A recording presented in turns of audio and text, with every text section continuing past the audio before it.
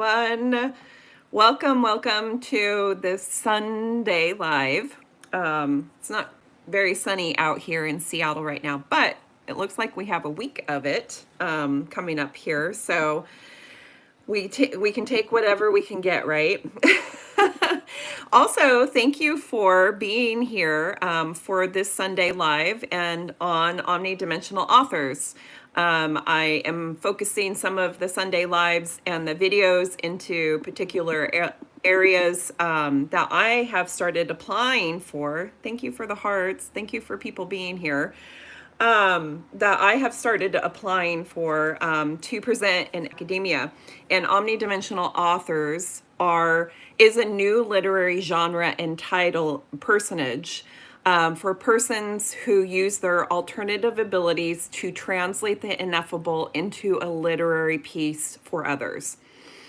And that's the working definition right now. I have a canon that I have been putting together that I continually keep adding to, that I'm going to do these YouTube live sessions about the Omnidimensional Authors, a little bit about each one of them. But the canon is being built. It's on cannabistarot.com, so please go and visit it.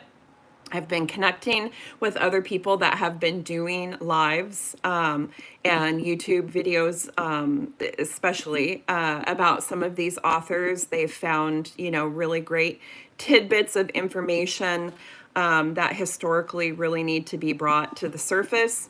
And speaking of omnidimensional authors and bringing things to the surface, today we're going to start talking about one of the prominent things that exists within omnidimensional authorship's history, which is that they have not been noticed as the author, the primary author or poet of a piece, even though some of these pieces are significant literary pieces throughout history. They've been affiliated with other persons who were not the omnidimensional author. And we're going to talk about the law that was created almost 100 years ago that actually gives omnidimensional authors and persons who translate the ineffable through alternative abilities the legal authorship and rights for the work that is created. So there's a lot to get into, but today, that omnidimensional author that has largely not been acknowledged is Georgie Hyde-Lees. So, or George Hyde-Lees. And she was the wife and omnidimensional author of W.B. Yeats. So that's who we're going to talk about. Thank you for everyone coming in here. Thank you for being here. I really appreciate it. So yeah, we're going to talk about Georgie Hyde-Lees. And of course, lots of notes. Because even though these lives sometimes are around an hour, there's a lot to know about this omnidimensional author, as there is with each one of them. So let's begin with just some kind of basics about Georgie, even though Georgie is not basic at all. She was born on October 16th, 1892. So she was a Libra in tropical, and she died in 1968. Like I said, she was the wife of W.B. Yeats, and she was also, come to find out, and we'll discuss here, a major, catalyst to some of W.B. Yeats' top works and publications, including the work that they co-authored, A Vision, which is under law and under my, biased interpretation, it is Georgie Hyde-Lees' work, with W.B. Yeats being the editor. But because she was the translator, which she referred to herself as, of the ineffable in all of A Vision, that is actually her work. It's not Yeats. But he was significant in the editing and the breaking down of it. So we'll get into that. Thank you for being here. Thank you for people. Thank you for being here. And if what you're sending or putting in here does not serve my higher self, then you can leave, because it's being returned to you 1,000-fold. We're here for specific reasons. So if you align with that, great. Keep watching. Thank you for being here. Thank you for my subscribers. Thank you for liking and sharing things, especially because I am gathering this canon for omnidimensional authors. But anything else, leave at your will. Okay, so Georgie had an interesting life. Her father was an alcoholic and known philanderer. He was like a military commander, but he had inherited a lot of money from an uncle, and her parents ended up getting a divorce. But basically, because they had so much money, her and her mom like traveled throughout Europe in her childhood, and she actually became a very, very well-versed, very well-read person. She was very smart. She was also very funny, which is something that she had in common with W.B. Yeats. They both had a kind of twisted sense of humor. And if you've read Yeats before, you understand this. But their connection goes much deeper. So Georgie's mom ended up marrying a Shakespeare, and they became very good friends with a Shakespeare. I'm trying to remember who it was. Sorry, I'm like pulling up some information that I have here beyond my notes. Dorothy Shakespeare. So she became really good friends with Dorothy Shakespeare, and her mom ended up marrying into the family. So they were surrounded by arts. In fact, Georgie was very, very proficient in the arts because she was so well traveled and so well learned, at least in Western European, arts. But she spoke multiple languages too. So she was really, primed in a lot of ways, and she really was primed in a lot of ways to become Yeats' wife, or to be, a significant partner for somebody, even though she was very much her own person in a lot of ways too. Georgie was also very quiet. She was very private, and we'll discuss this a little bit, especially because of her comments about being the author of a vision or being acknowledged for it. But yeah, she grew up like this. She had this, privileged childhood, privileged lifestyle. She was around a lot of artists, and she met Yeats when she was very young. In fact, I think some of the pieces that I've written, she met him when she was like 10 years old or something like that. So there's always this concept that she would marry Yeats, or that she would marry, somebody within literary or art circles. Thank you for everybody coming in. Hello. Thank you for being here. Hopefully this is information and interesting for you. Please leave comments and such below so that we can engage in the discussion of Georgie Hyde-Lees. So anyways, she was kind of prepped for this. Well, one of the things that, really started to kind of interconnect Georgie Hyde-Lees with W.B. Yeats when she was young is that he was her sponsor when she was 17 years old, because she was very learned in astrology too. And she actually corrected Yeats' astrology of his own astrological mapping. And so he ended up becoming a sponsor of hers at 17 years old into the Order of the Golden Dawn. For those that understand, this is ancient wisdom and knowledge, and it was still secretive back then. This is at the turn of the century. But when you are initiated into the Order of the Golden Dawn, you actually choose new names for yourself, new monikers, maybe somebody could call them pseudonyms. I prefer to call them heteronyms. I have a couple of myself. And, I'm not going to talk too much about Yeats because this is about Georgie Hyde-Lees. It's also about being an omnidimensional author and how she showed up like that. Thank you for all the likes and hearts and everything. Thank you. I appreciate it.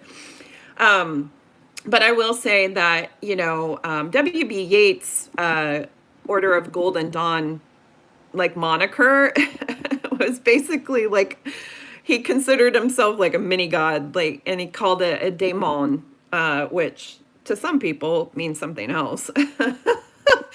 But that didn't sway Georgie. Like she was on a mission. She was on a mission her whole life, even after she married Yeats. Like we'll get into that here. Anyways, so she was initiated into the order through Yeats' sponsorship when she was 17.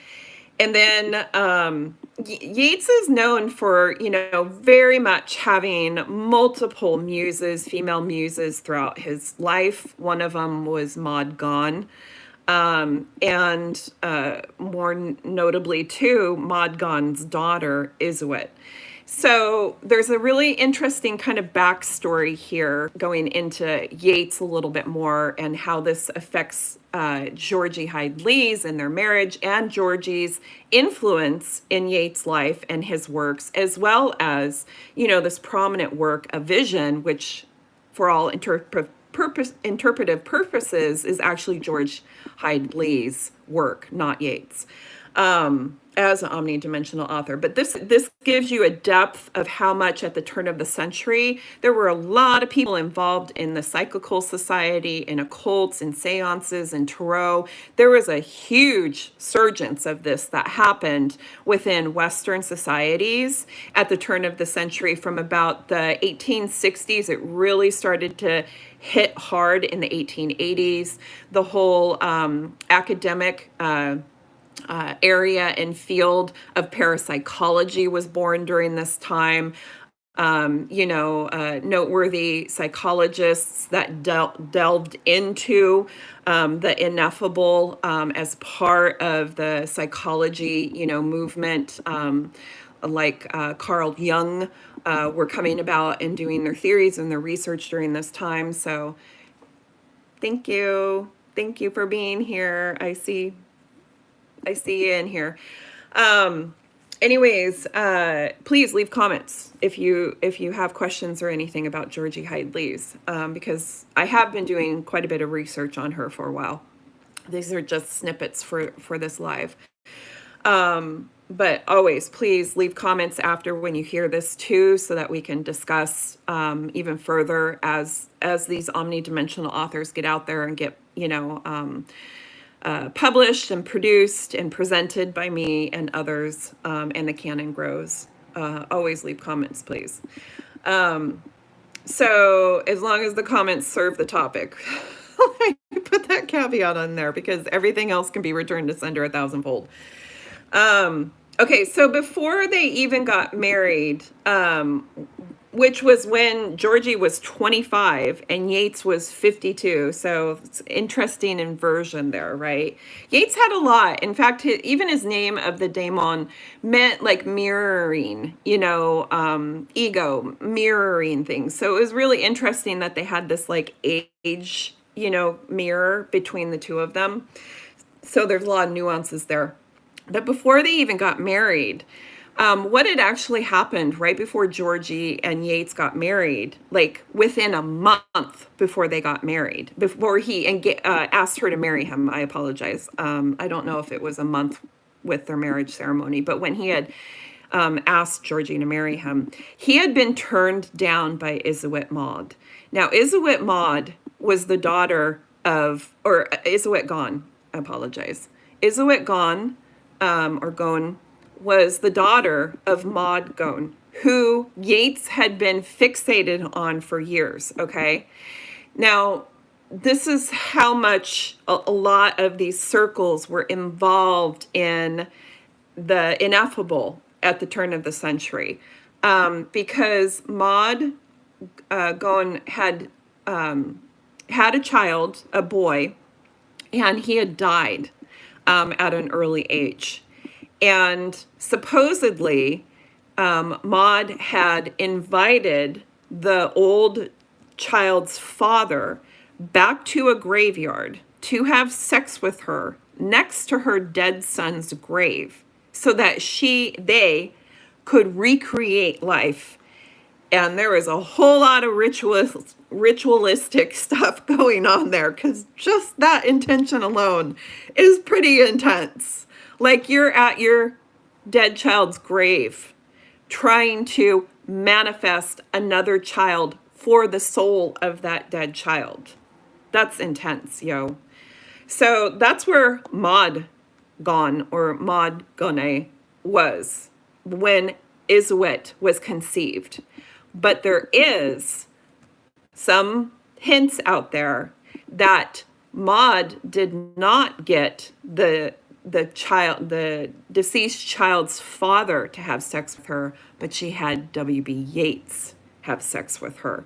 And that Iseult was actually Yeats' child, who he, obviously, whether it was true or not, would have, if it was true, he had no idea about, which was weird, because he actually heavily pursued trying to get Iseult into his grasps, and even went through a judicial process to get the parentage rights and whatever through the court system of Iseult against Maude, because he had claimed that Iseult had told him that he had been that she had been being molested by Maude's current lover or current husband or something like that. So they were really embroiled, like really embroiled. And this is what Georgie stepped into. Like, she had already been being primed as a child, but still, that was a lot to step into, right? At 25 years of age, and she took it on. And she took it on like bang-a-gone. She was on. She was like, let's fucking go. Because she was all about it. Iseult had denied a marriage proposal of W.B. Yeats less than a month before he ended up shifting his marriage proposal. He was already 52. He was like, I gotta have some kids. I gotta be doing something in this world, right? His work at that time, was noteworthy, but some would argue that his work was much better after he married Georgie. So anyways, that's a whole lot of backstory. Enough of all of that and those people. What I will say is also really kind of interesting to note here is the name or the heteronym or the pseudonym that Georgie chose when she was initiated into the Golden Dawn, which was Nemo Shiat, which is a verse from the Hebrew Bible that was translated into Latin, and it means, let no one know. So leave that kind of sentence in your mind. Like I said a little bit ago, she was very, very private, purposely so, did not want authorship rights or credit in a vision in her lifetime, denied them over and over of Yeats. Actually said, thank you for leaving me out in notes that were found. A vision is a compilation of multiple years of their work together through her alternative abilities, and over 4,000 pages of notes made up and was edited and, reconstructed by Yeats. There were two major edition publishings of it in 25 and 37. I think it was 37. Yeah, 1937. So it's a substantial piece of work. In fact, like I said, people have argued that most of his greatest pieces were after Georgie married him. So she was, already initiated, but she stepped into a whole lot of crap, like immediately, because he was literally on their honeymoon writing love letters to Iseult about her, scorning his proposal or whatever. And that's when the automatic writing started. In fact, the notes that Yeats has for a vision say, like 4 days after our honeymoon or our marriage, his wife, Georgie Hyde-Lees, automatic writing started. Her one of her main mechanisms as an omnidimensional author by using alternative abilities. And there's a whole list of alternative abilities. They're the clairs, the mancies, divinations, astrals, synchronicities. There's so many different aspects of, accessing and mechanisms and tools for accessing and gaining dimensionality, understanding, or if you want to call it, accessing the Akashic records, basically placing yourself outside of embodiment and ego and being able to open up to any dimension, any otherness, any beingness, whether it's here and it's manifested like nature, whether it's dimensional like the Fae or Sasquatch, whatever it is. Alternative abilities are these, previously occult and esoteric understanding, but those words are not relevant anymore because those words literally mean secretive, private, initiated. This is information that we are all rising back into remembering because everything is around us. It's all just remembering. And if you start getting in the right vibration and frequency, you're remembering, and you're able to access different things. Now, they were all being initiated into like the Order of the Golden Dawn, the Cyclical Society. They were sharing amongst their communities and amongst themselves all of these practices. And Georgie and Yeats did this as well, apparently for all the rest of their marriage, because it wasn't just automatic writing that Georgie Hyde-Lees used. Now, that is the predominant form, because there are, notes and understandings, and there's even biographer of Georgie Hyde-Lees. Her name is, hold on a second. Her name is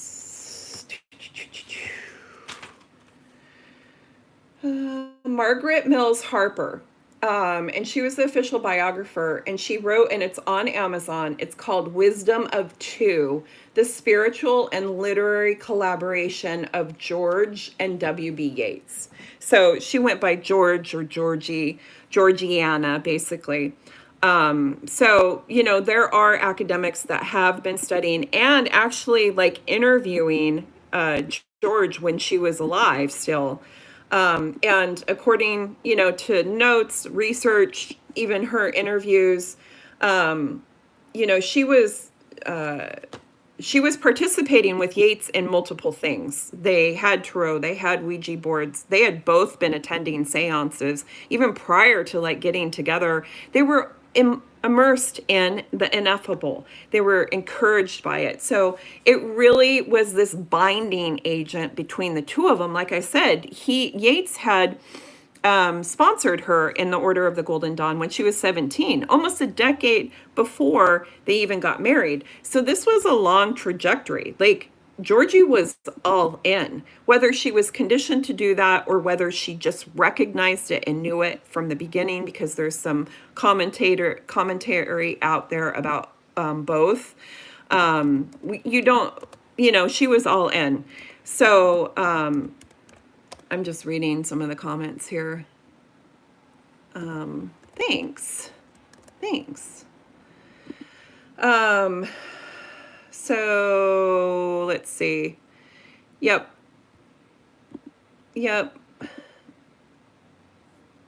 I am trying to get back to some of the notes here. Sorry, I won't take any more time. I have to really get better about being able to go through and do stuff with people and in chat when I'm also like reading notes and doing the live. So I apologize, but this is like still relatively new to like understand all of these things going on here.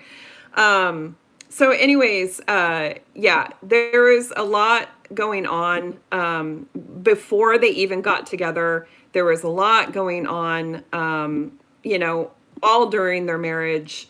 And she was all for it. She was in 1,000% for it, right? And so when she got to like this honeymoon, and he's still writing like love letters to this, other younger woman who could be his own child, like twisted already, kind of like next level kind of stuff, right? Um, she was just like, okay, she was smart. George was smart.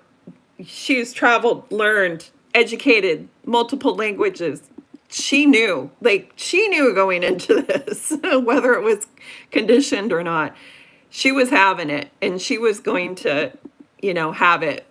And she knew that besides them being both like, kind of having a sense of humor and a weird sense of humor and stuff, they had the commonality of the ineffable. And so she started and told Yeats that she was going to try, to do this automatic writing, on their honeymoon. And years later, they just had never stopped. Now, there's a lot of people that'll talk about that whatever, whoever that Georgie was channeling, there's a lot of personal information that went into these channelings. Obviously, a vision is not 4,000 pages of work, right? It was focused down, it was edited by Yeats to be relevant to other people, because there was a lot of personal information that was put in or that came through with the channelings. Information about the conceiving of their child, information about between the two of them, about him, not giving her attention. There's a lot of stuff in there that was personal. So there are people that are saying, whether she and her subconscious was designing this and bringing these supposed beingnesses in, without a doubt, she is an omnidimensional author. She channeled so much information that no matter where it was coming from, there was other beingness that was presented. There were omens, there were premonitions, there were all the core aspects, of being an omnidimensional authors through different methods and variations of accessing the ineffable. Automatic writing was one of her preferences because she said the other tools like Ouija boards and tarot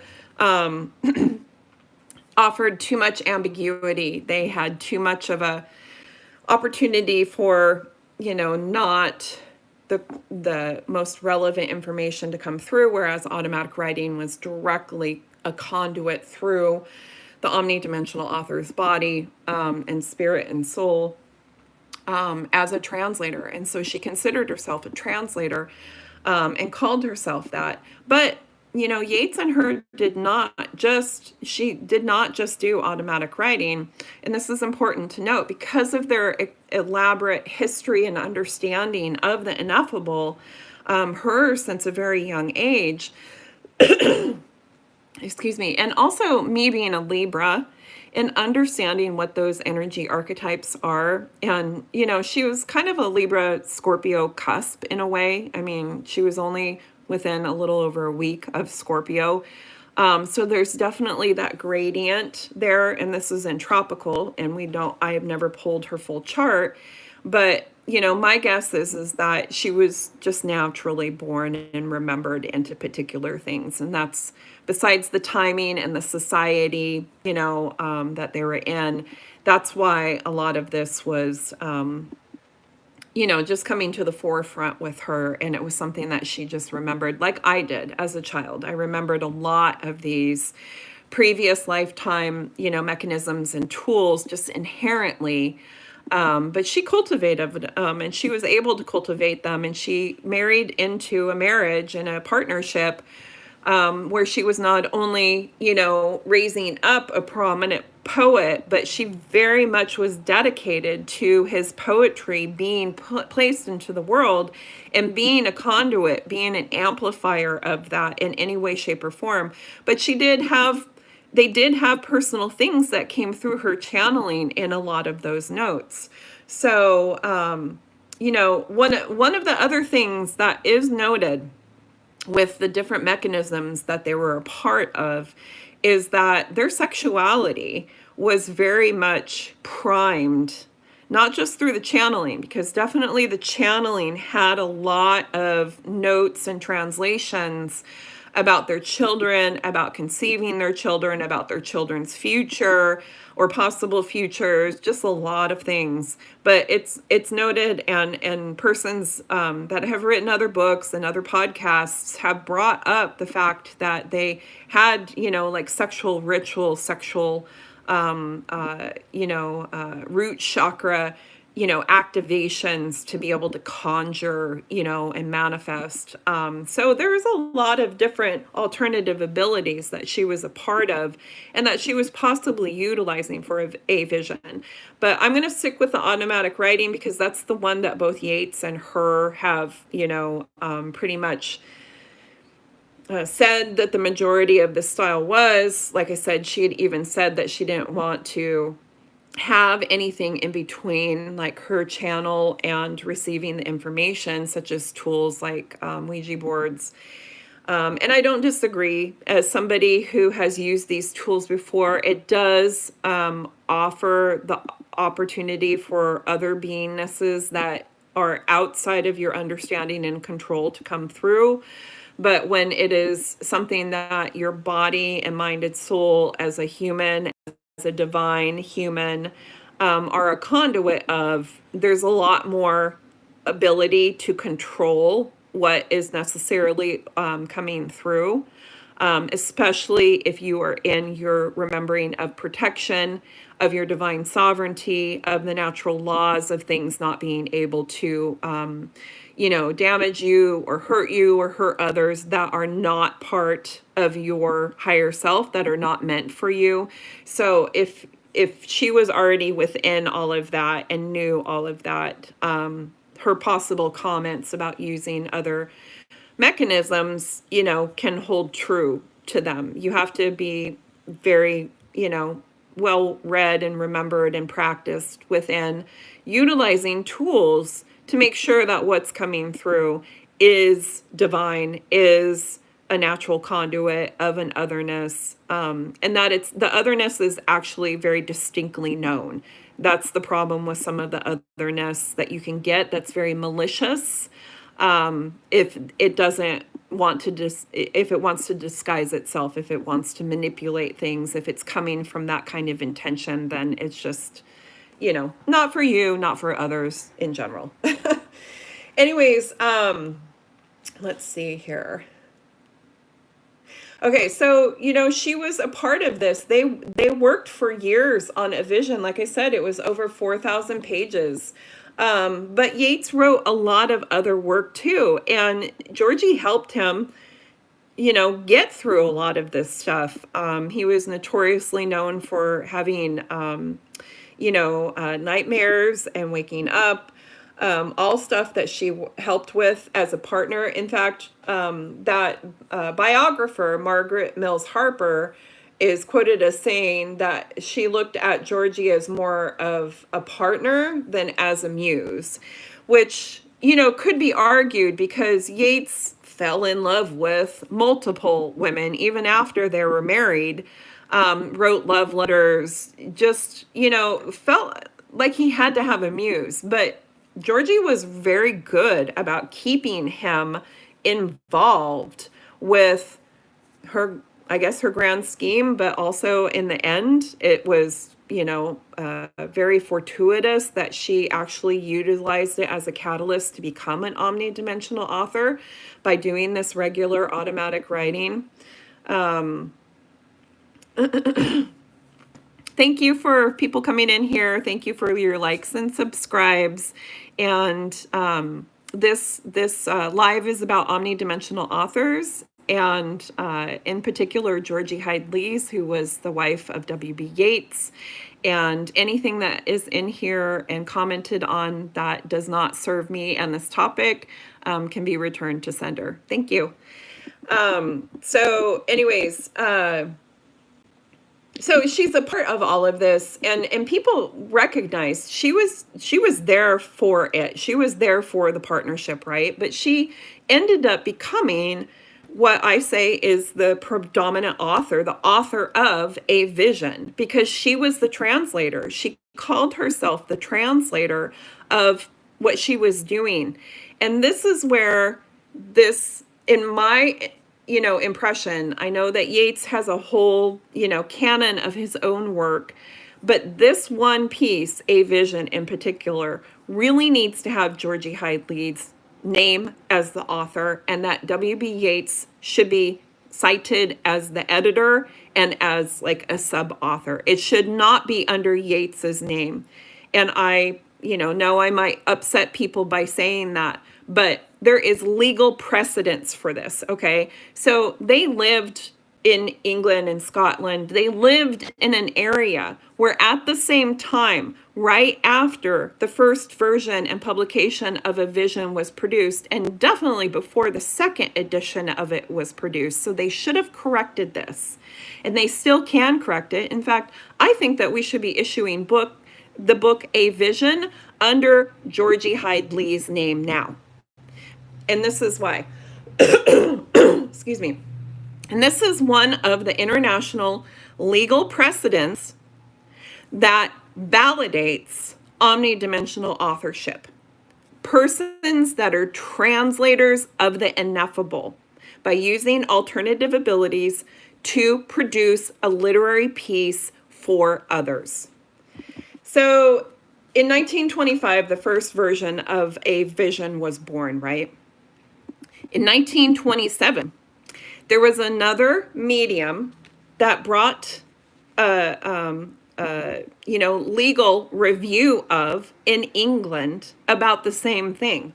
She was a medium. Her name was Geradline Cummins.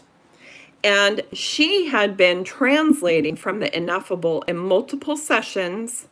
And a man, I'm not going to say a gentleman, I'm going to say a man, Frederick Bligh Bond, tried to take her channeling work and put it into a book under his authorship.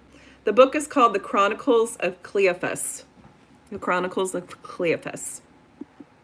And Geraldine's insistence upon her being the author as the translator of the ineffable has paved the way for us for the last 100 years, but for us moving forward in international law for what she not only started with the courts, but what the courts ruled on.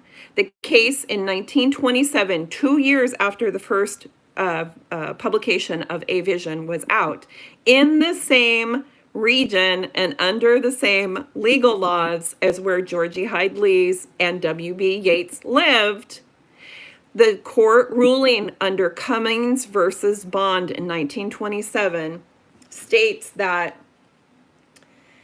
if a spirit or ghost, or the ineffable, dictates work to the living through a medium or a translator, then the medium owns the copyright and not the spirit or the subsequent transcriber.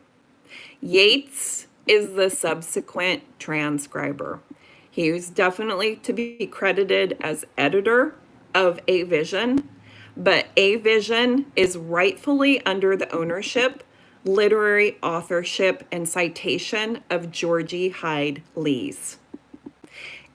And as we've just learned, Cummins versus Bond was not just of one omnidimensional author, may I note, of female-born and identifying characteristics and personage, that was tried to had their work taken by a male-born and identifying person.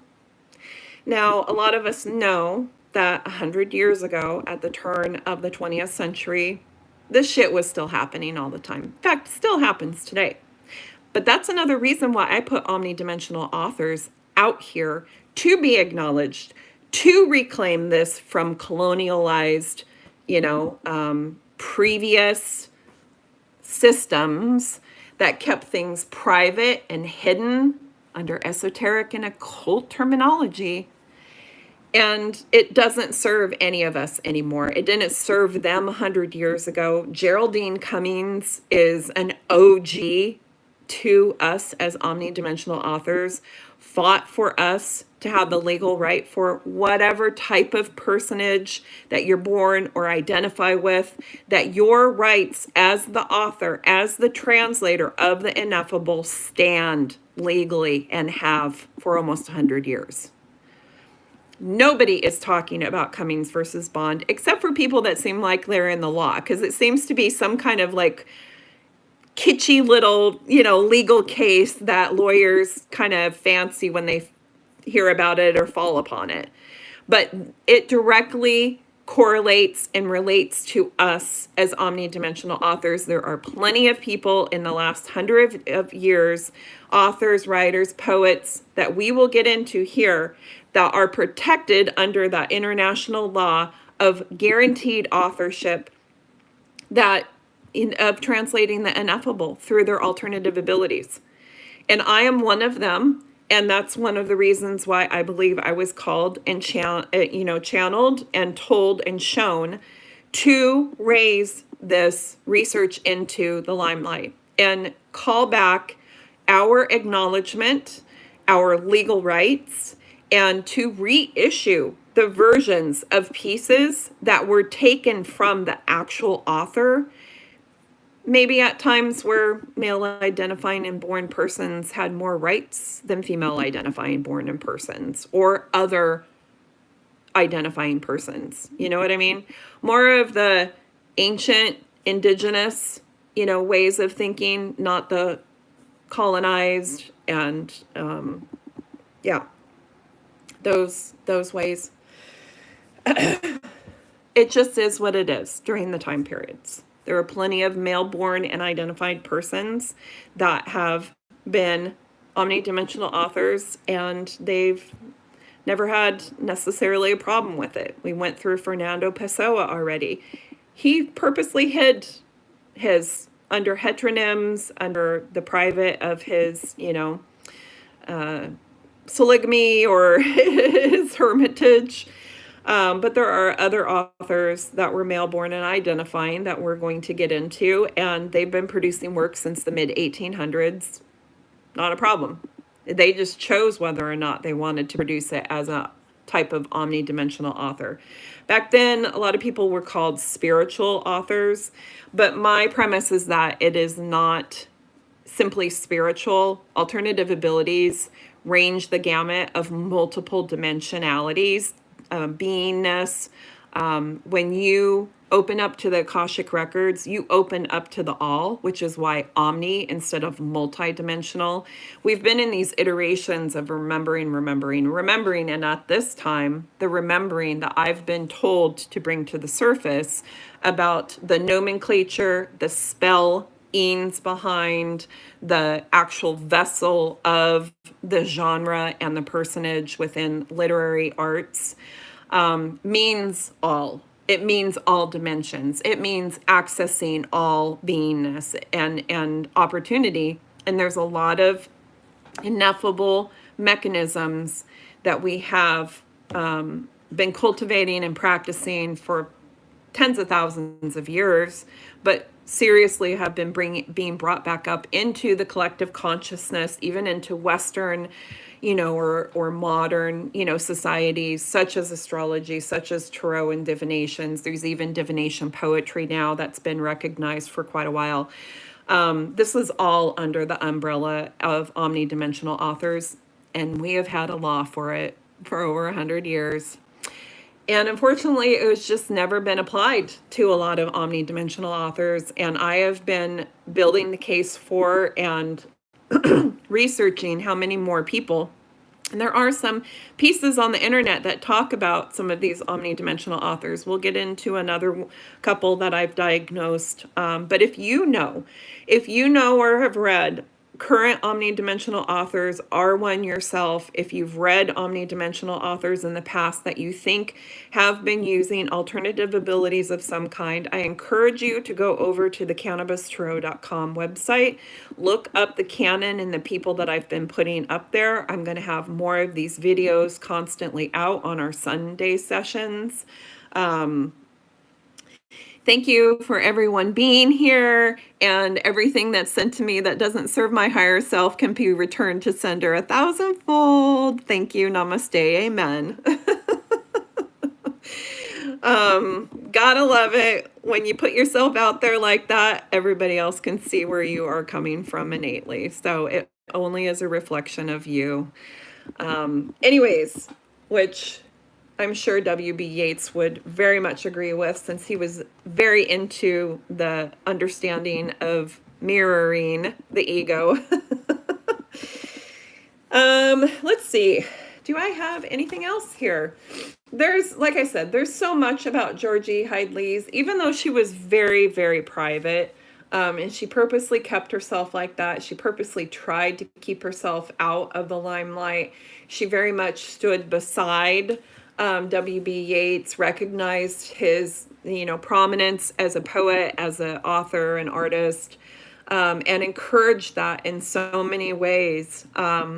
The depth of the story around their marriage, the people that they were affiliated with, or organizations, or knowledge, or, practices, is very deep and vast. And it's still out there. Like I said, to have automatic writing sessions that had a lot of their personal information in it, personal information that was left out of a vision, but has since been researched by multiple people for the last 100 years. There's a lot of insight into how they acted, even if she wanted to stay private, even if her Order of the Golden Dawn name meant let no one know. It's the age of knowing everything. And so the ineffable is one of the only places that still exists that we necessarily haven't fully remembered or explored. And so at some point, every soul remembers and knows everything. And so, let no one know is a cute heteronym. And I know that it had a lot of significant meaning for Georgie. But Georgie, we're going to know anyways. So you might have been able to have your ego attachment during your lifetime, especially on Yeats or what you were doing, but we access everything. We're omnidimensional authors. At some level, I know that she knew this even in her lifetime, but she did do a pretty good job, especially during her lifetime, of keeping these things private. It's just that prying eyes want to know, and you produced one of the more noteworthy literary pieces in history, in modern history. So like I said, I personally feel that A Vision should be republished under the legal authorship of Georgie Hyde-Lees, with W.B. Yeats as a contributor and an editor. And that's actually the way that book and that piece should be written and known throughout history. And I will stand by this the whole time. Whatever it is that she said in that lifetime, her name is still predominantly to be affiliated with this, with that work. So anyways, we're a little bit ahead schedule today. Great. I have just started applying and sending in applications for presenting this about omnidimensional authorship, which is actually my personal research. It's not even my dissertation research anymore. My dissertation research is on compassionate technology, which I know a lot of people can also relate with, especially going forward, especially with AI and AGI and all of this stuff that's happening out there now. And it's about to exponentially grow even more in soon coming years. But like I said, I really appreciate people being here. Please leave comments, questions that you might have, things that you found about, these omnidimensional authors. If you know other omnidimensional authors, or think that somebody might be an omnidimensional author, to add themselves others to the canon. Really, this is still being defined as to how. I have a whole list of alternative abilities, but that doesn't mean that it's exhaustive by any means. Please add if there's more, especially if they're indigenous, they're cultural. I'm coming from a predominantly Western trained and scholarly perspective here. I recognize my biases. I've trained with a lot of different indigenous teachers and understandings and systems, and I very much want to make sure that we are producing a canon that encourages that. In fact, one of the omnidimensional authors that I recently diagnosed this last summer when I was in my PhD program, and that is directly correlated. They are directly correlated with the launch and initiation of the entire institute that I'm a part of. We are going to be talking about them pretty soon too, because I want to make sure, like I said, that this, cultural aspect, this indigenous aspect to various, persons in the world is expanded, and that we're always seeking those that have produced literary works from translating the ineffable in some alternative ability. And there's many, many more alternative abilities that I haven't even written down. So it's a work in progress. Thank you for being here with me. And I'm going to go make some pancakes for my younger son and I, and enjoy this weekend. And I trust that you are going to enjoy the rest of your weekend or the rest of your time whenever you are watching this. Thank you for being here. Go, George.